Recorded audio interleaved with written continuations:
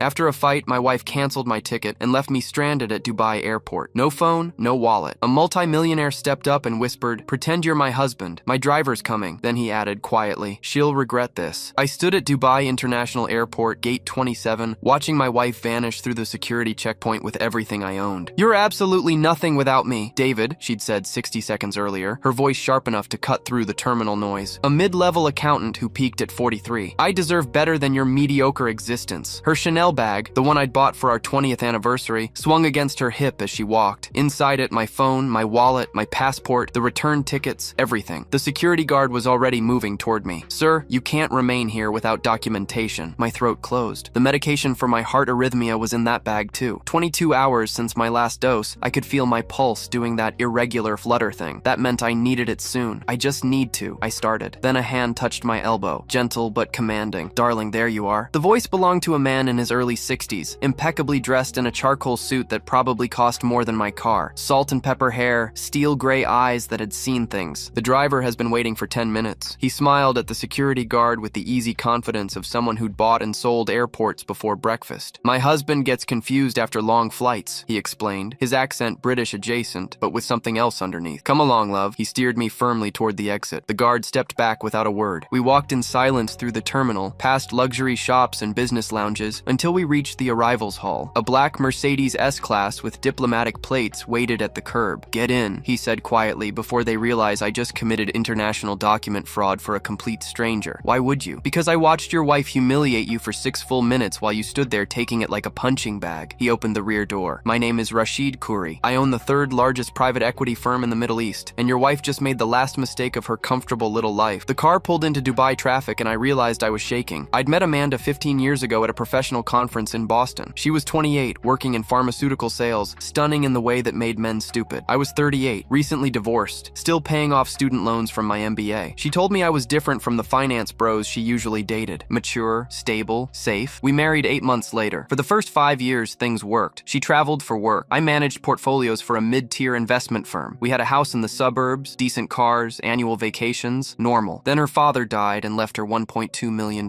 "We should travel more," she'd said the day the inheritance cleared. "You work too much, David. We should see the world while we're still young enough to enjoy it." I'd suggested putting most of it into index funds, maybe buying a rental property, basic wealth preservation. She'd looked at me like I'd proposed burning the money. 6 months later, she quit her job. "I need to find myself," she'd explained. "We have the money. Why are you being so controlling?" The trip started small. Long weekends in Miami, a week in Cabo, then Europe, then 3 weeks in Thailand, where she needed space, and I wasn't invited. I told myself it was a phase, that she'd settle down, that the money would run out and reality would return. The Dubai trip was supposed to be our anniversary. 2 weeks, first class, 5-star hotels. She'd planned everything. "You work too hard," she'd said while booking it. "Let me handle the details. Just show up and relax." I should have seen it then. The way she smiled when I handed her my credit card for the booking. The way she insisted on keeping all our documents together in her bag. The way she'd been on her phone constantly in the weeks before we left. Red flags I'd rationalized away because I was tired, and she was beautiful, and I didn't want to believe my wife was planning something worse than divorce. In the Mercedes, Rashid handed me a phone. "Call someone," he said. "Anyone who can tell you what's happening back home." My hands wouldn't work right. The heart flutter was getting worse. I don't remember any numbers. Everything's in my phone. He pulled out a tablet, typed rapidly. "What's your full name?" "David Brennan. I worked for Meridian Capital Management in Boston." More typing. "Your brother is Thomas Brennan, listed as your emergency contact at your employer." "Yes." Rashid dialed, handed me the phone. Tom answered on the second ring. "Hello, Tom. It's David." "Jesus Christ, Dave. Where are you?" "Amanda called 2 hours ago saying you had a psychotic break at the Dubai airport. She's filing emergency papers with the court. She says you're a danger to yourself, and you gave her power of attorney before you left." The world tilted. "I never. She has documents, Dave. She brought them to my office with her lawyer. Some psychiatrist named Dr. Wesley Chen signed off saying, 'You've been exhibiting signs of dementia for months. They're trying to get you declared incompetent.'" My voice came out strangled. "I'm 62, Tom, not 92. I don't have dementia. She also cleaned out your investment accounts this morning. Said you authorized the transfers. We're talking about everything, Dave. The retirement fund, the brokerage account, the money market, $2.3 million. The phone slipped from my hand. Rashid caught it smoothly, continued the conversation in that calm, surgical tone. "Mr. Brennan, this is Rashid Khoury. I'm an attorney working with your brother. What court is handling the competency hearing?" He listened, made notes. "I see. And when did she file?" More listening. 48 hours ago, meaning the hearing is in." "Yes, I understand." He ended the call and looked at me with something that might have been sympathy. If sympathy came with a razor edge. "Your wife filed for emergency conservatorship the day before you landed in Dubai. Dubai. The hearing is scheduled for tomorrow morning, Boston time. If you don't appear, the judge will likely grant it by default. Once that happens, she controls everything. Your money, your medical decisions, your housing, your entire life. But I'm here without a passport, without which is precisely why she stranded you here. He leaned forward. Mr. Brennan, my late husband tried something similar 3 years ago. Drained our accounts, filed papers claiming I was mentally unstable, thought my money made him untouchable. He's now living in a studio apartment in Leeds working at a call center. I have very good lawyers. The question is, do you want to use them? The car pulled up to a glass tower that pierced the Dubai skyline, the Curry building. According to the discreet gold lettering, Rashid's office occupied the entire top floor, floor-to-ceiling windows overlooking the Persian Gulf, furniture that whispered old money, art that belonged in museums. 3 people were already waiting. David Brennan. Rashid said, meet your legal team. Dr. Sarah Finch, forensic psychiatrist, 17 years consulting with the FBI on fraud cases. Marcus Webb, cybersecurity specialist, formerly with Interpol, and Jennifer Park, criminal defense attorney, currently holding a perfect record on financial fraud prosecutions. Dr. Finch stepped forward first. Mid-50s, gray suit, eyes that saw through Mr. Brennan. I need you to answer some questions so we can establish your competency. Are you willing to consent to an evaluation? Yes. She spent the next 40 minutes asking me everything from my birth date to complex financial calculations. She made me draw a clock, repeat sequences, explain market theories. When she finished, she looked at Rashid and said one word, bullshit. The diagnosis? He asked. Dr. Wesley Chen signed a declaration stating, Mr. Brennan shows signs of early onset dementia based on 6 sessions over 3 months. Except Mr. Brennan's cognitive function is perfect. His recall is exceptional. His analytical skills are sharp. If Dr. Chen actually conducted those sessions, he's either criminally incompetent or criminally complicit. Marcus Webb pulled up his laptop. I've been in your email for the last 20 minutes. Your wife had access to everything. Your work accounts, your bank login-ins, your medical records. She's been systematically documenting what she calls cognitive decline for 8 months. He turned the screen, email after email to her lawyer, to Dr. Chen, to her sister. David forgot our dinner reservation again. He's getting worse. Found him staring at the fridge for 10 minutes today. Didn't know what he wanted. He called me Jessica this morning. That's his ex-wife's name. He's losing it. I never forgot anything. I said, we never had those dinner reservations. I never. Of course you didn't, Webb said. But she's been building a narrative, making you look incompetent to justify taking everything. And she got help. He pulled up a bank transfer. $300,000 wired to Dr. Wesley Chen's practice over the past 6 months, labeled as consultation fees for your treatment. I never saw that doctor. The appointments were scheduled during your work hours, Jennifer Park said, reviewing documents on her tablet. You're at the office from 8 to 6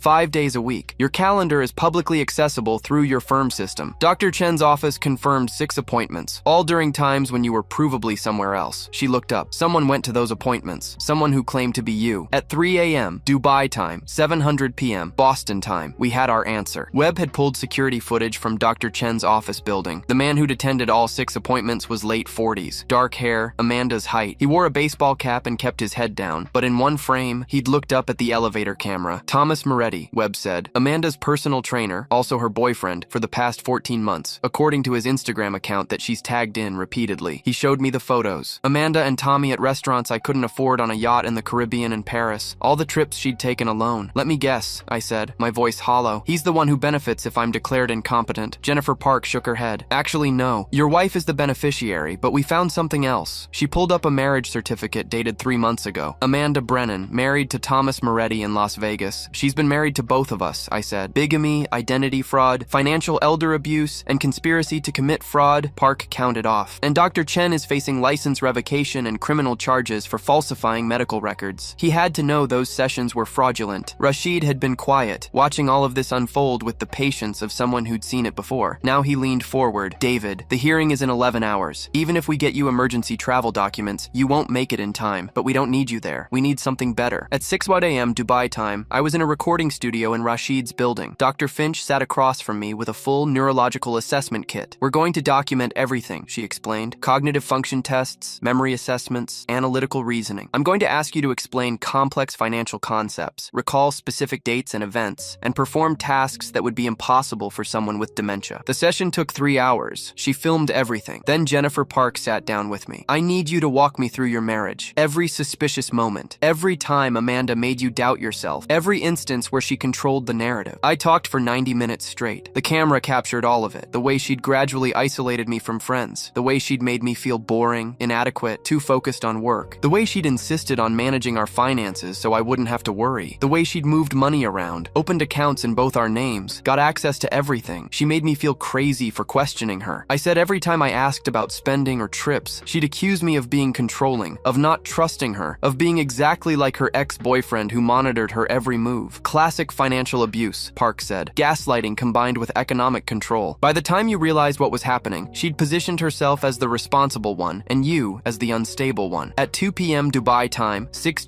Boston time, Jennifer Park stood in a Boston courtroom via video link. I watched from Rashid's office on a wall-sized screen. Amanda was there with her lawyer, a sharp-looking woman in her 50s. Thomas Moretti sat in the gallery trying to look concerned. Dr. Chen was there too, looking nervous. The judge, Honorable Patricia Morrison, according to the placard, looked tired. Ms. Park, your client is not present. Your Honor, my client, David Brennan, is currently in Dubai, where he was deliberately stranded by his wife as part of an elaborate fraud scheme. With the court's permission, I'd like to submit evidence that will fundamentally alter the nature of these proceedings. Amanda's lawyer stood. Your Honor, this is irregular. Mr. Brennan failed to appear, which demonstrates exactly the kind of diminished capacity. Did you just say he was stranded? Judge Morrison cut in. Explain. Park played the airport security footage. Amanda taking David's documents. The audio of her calling him pathetic. David standing there confused, elderly, alone in a foreign country. The courtroom went silent. Your Honor, I'm also submitting documentation of a pattern of financial abuse, identity fraud, and conspiracy. Park's assistant wheeled in 3 boxes of evidence. Mrs. Brennan has been systematically stealing from her husband while building a false narrative of incompetence. She hired an actor to impersonate him at psychiatric appointments. She falsified transfer authorizations, and she committed bigamy. She displayed the marriage certificate. Thomas Moretti and Amanda Brennan married 3 months ago. Amanda went white. I have Dr. Sarah Finch standing by via video link. Park continued. She's a forensic psychiatrist who examined David Brennan this morning. She will testify that he shows 0 signs of cognitive decline. I also have security footage proving Thomas Moretti attended every appointment with Dr. Chen while David Brennan was at work. Judge Morrison's expression could have frozen nitrogen. Dr. Chen, you're in this courtroom. Is this true? Dr. Chen looked like he wanted to disappear. Your Honor, Mrs. Brennan assured me her husband was paranoid about doctors and asked her boyfriend to attend in his place so we could discuss. You diagnosed a man you never met with dementia and signed legal documents supporting a competency hearing. I was led to believe. Balif, I want the medical board notified immediately. Morrison turned to Amanda. Mrs. Brennan, or should I say Mrs. already, you're under arrest for fraud, bigamy, identity theft, and financial elder abuse. Your motion for conservatorship is denied with prejudice. Amanda's lawyer was already backing away. Hands up. Your Honor, I was not aware of any fraudulent. Your client will be in custody, counselor. You may want to consider whether you wish to continue representation. Police moved forward. Amanda looked around wildly, saw Thomas trying to slip out the back door. Tommy! She screamed. Do something! He kept walking. The live feed cut to a conference room 3 hours later. Jennifer Park, looking satisfied, faced the camera. David, you're officially free. The conservatorship petition is dismissed. The FBI has opened an investigation into Amanda Thomas Moretti and Dr. Chen. Your accounts are frozen pending full forensic review, but you'll get everything back. She can't touch any of it now. What about the bigamy charge? I asked. That's federal. She's looking at 5 to 10 years, possibly more with the elder abuse statutes. Thomas is facing charges for identity fraud and conspiracy. Dr. Chen will lose his license and face criminal charges for falsifying medical records. She paused. There's something else. We found emails between Amanda and her sister discussing the plan. They called it early retirement. The goal was to have you declared incompetent, move you to a state facility, sell all your assets, and disappear with Thomas. They had plane tickets to Costa Rica for next week. I felt nothing, just a vast, cold emptiness where 15 years of marriage used to be. How did you find all this so fast? I asked. Rashid appeared on screen. Because I've lived this, David, my husband, my late husband, as of our divorce, tried the exact same playbook, convinced people I was unstable, drained accounts, filed papers. The only difference is he underestimated how many favors I could call in. He smiled without warmth. I made some calls after we met. To former colleagues at Interpol, to friends in financial forensics, to attorneys who specialize in elder abuse. We built your case in 12 hours because we knew exactly where to look. Why help me? You don't know me. Because I believe in poetic justice. Rashid said, your wife thought she was clever. She thought she'd found the perfect victim, a decent man who wouldn't fight back, who'd take the humiliation quietly. She was wrong. A week later, I stood in Rashid's office again, this time with my brother Tom, who'd flown in from Boston. On the desk sat my passport, wallet, phone, and a wire transfer confirmation for $2.3 million, every dollar Amanda had stolen, plus damages and interest. The federal prosecutor wants you back in Boston for the trial, Jennifer Park said via video. Amanda's lawyer is trying to negotiate a plea deal, but given the evidence, they're not getting anything under 7 years. And Dr. Chen, medical license revoked, criminal trial pending. He's facing up to 15 years for fraud and conspiracy. Turns out you weren't his his only fake patient. He's been running this scam with Amanda for 3 years, targeting wealthy older men. You're victim number 4, Tom whistled. Jesus. Thomas Moretti rolled on both of them, Park continued. He's cooperating fully in exchange for a reduced sentence. Gave us everything. Texts, emails, recordings of planning sessions. He was apparently the one who suggested stranding you in Dubai. Said it would be cleaner than having you die in an accident. My blood ran cold. They were planning to kill me. There's evidence of discussions, but nothing concrete enough to charge them with attempted murder. Just conspiracy to commit fraud and the bigamy charge. Still, it's enough to put them both away for a very long time. That evening, Rashid invited me to dinner at his penthouse. The view stretched across Dubai, lights spreading to the horizon like fallen stars. What will you do now? He asked over wine that cost more than my monthly salary used to be. I don't know, I admitted. Go back to Boston, rebuild, try to figure out how I missed all the signs. You didn't miss them, Rashid said. You trusted someone who weaponized that trust. That's not a failure. That's being human. He poured more wine. I have a proposition. My firm handles international investments primarily in emerging markets. We need someone who understands American financial systems, someone with your analytical background. We need someone who won't be impressed by luxury or status, someone who's been through hell and came out the other side. You're offering me a job? I'm offering you a partnership, 20% equity, full autonomy on American portfolio strategies, salary in line with your expertise, Dubai or Boston, your choice. And before you say no because you think this is charity, it's not. I watched you on those cognitive tests. I read your analysis of the tech sector you gave to my business partners. You're brilliant. You were just married to someone who needed you to think you weren't. 3 months later, I stood in a Boston courtroom watching Amanda Brennan, still legally my wife until the divorce finalized, receive her sentence. 7 years for fraud, 3 years for bigamy to run consecutively, restitution of 2, $3 million plus punitive damages of $500,000. She looked smaller in the orange jumpsuit. Older, the designer clothes and perfectly styled hair were gone. Just a middle-aged woman who'd gambled everything on a con and lost. She looked at me once as they led her away. I couldn't read her expression. Regret, hatred, disbelief. I felt nothing. Thomas Moretti got 5 years. Dr. Chen got 12. Turns out defrauding 4 elderly men and falsifying medical records carries serious weight. Outside the courthouse, reporters waited. Jennifer Park handled them smoothly, explaining the case, the conviction, the precedent it set for prosecuting financial elder abuse. Tom walked me to the car. You okay? Yeah, I said, and meant it. My phone buzzed. Text from Rashid. Contract signed with the Shanghai partners. Your portfolio strategy was perfect. Well done. Another text. Also, Amanda's assets were seized by the court. They're auctioning her art collection next month. I'm buying the Hermes bag, having it melted down. Thought you should know. I laughed for the first time in months. 1 year later, I sat in my Dubai office.